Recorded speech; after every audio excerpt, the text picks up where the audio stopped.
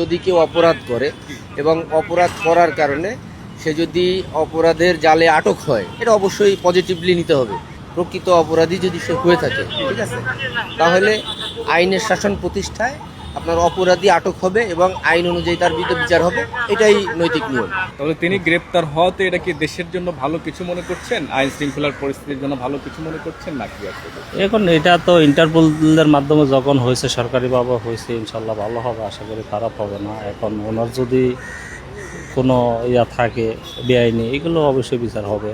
বেনজির Ahmed sir মনে করেন ইন্টারপোলের মাধ্যমে নোটিশটা আরও আগে হয়েছে আর কি। তার আন্ডারে বলতে চাকরিতে তো মনে করেন আমরা ওনার আগেও অনেক আইজিপি পাইছি বা ওনার পরেও পাইছি, এই আর কি। আমাদের ইউনিট প্রধান হিসেবে পাইতেছি, একজন যাইতেছে, একজন আসতেছে, এই ধরনের। বেনজির আহমেদ স্যার ছিল, এখন মনে করেন বর্তমান রানিং একজন আছে, সাবেক হয়েছে। আবার বেনজির আহমেদ স্যারের আগেও ছিল, এই যে বোঝেন না, এই তো আর কি। আমাদের তো মনে করেন আমার 12-13 বছর সার্ভিসে দেখা গেলো যে 6-7 জন আইজিপি চেঞ্জ হয়েছে আর